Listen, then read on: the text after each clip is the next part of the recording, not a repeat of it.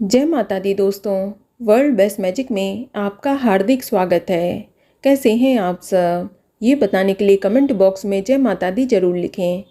दोस्तों, आज हम सुनेंगे वट सावित्री व्रत की कथा, जो इस प्रकार है। भद्र देश के एक राजा थे जिनका नाम अश्वपति था। भद्र देश के राजा अश्वपति के कोई संतान नहीं थी।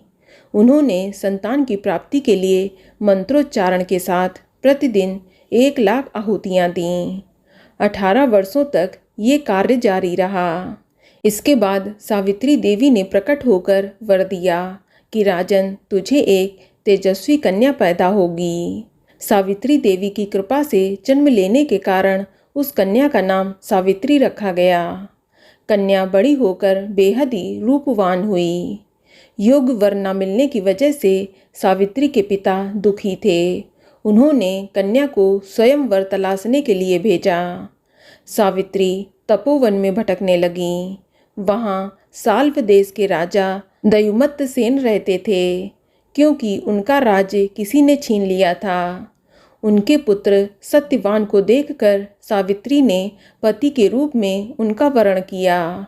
ऋषि राज नारद को जब ये बात पता चली तो वह राजा अश्वपति के पास पहुँचे और कहा कि हे राजन, ये क्या कर रहे हैं आप?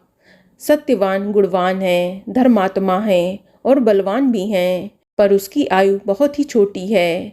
वह अल्प आयु है। 1 वर्ष के बाद ही उसकी मृत्यु हो जाएगी।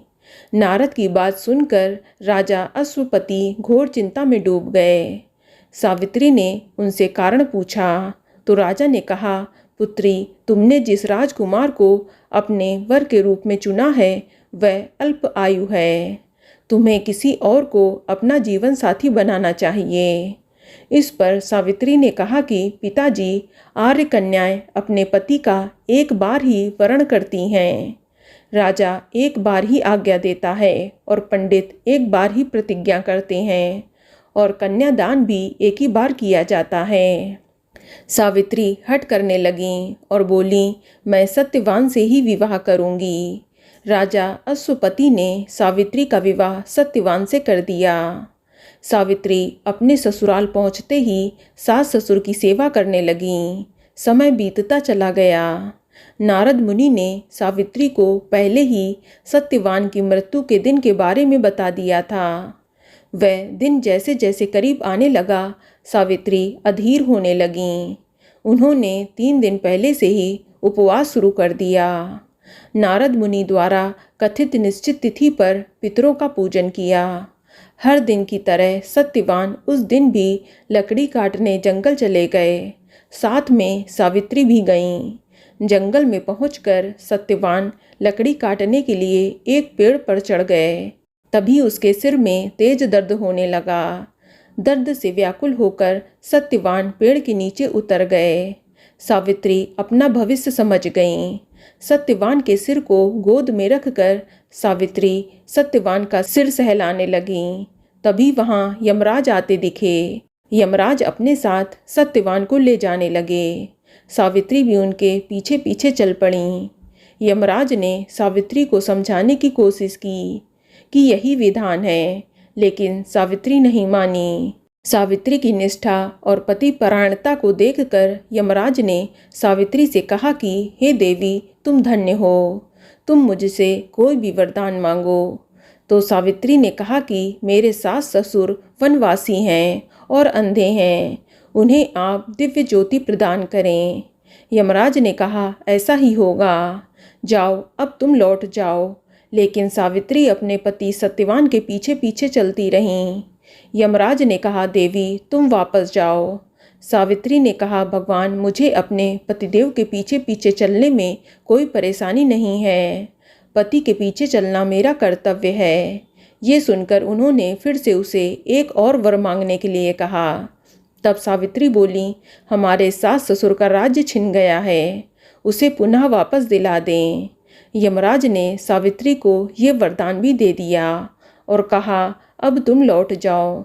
लेकिन सावित्री पीछे पीछे चलती रहीं।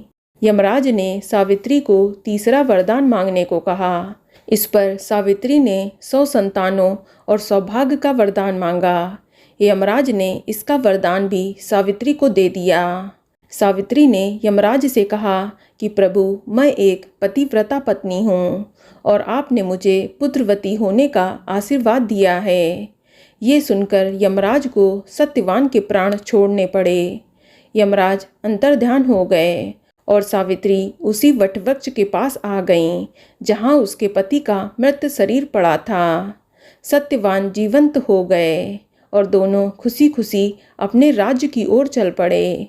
दोनों जब घर पहुँचे तो देखा कि माता पिता को दिव्य ज्योति प्राप्त हो गई। इस प्रकार सावित्री सत्यवान चिरकाल तक राज्य सुख भोगते रहे। दोस्तों, वट सावित्री व्रत करने और इस कथा को सुनने से व्रती के वैवाहिक जीवन या जीवन साथी की आयु पर किसी प्रकार का कोई संकट नहीं आता है, वह टल जाता है। तो बोलो माँ सावित्री की जय। तो दोस्तों, ये जानकारी आपको अच्छी लगी तो कमेंट में जय माता दी जरूर लिखें और अगर आपका कोई सवाल है तो उसे कमेंट बॉक्स में अवश्य पूछ लें और इस वीडियो को लाइक करें, शेयर करें और साथ ही साथ चैनल को सब्सक्राइब करें। धन्यवाद।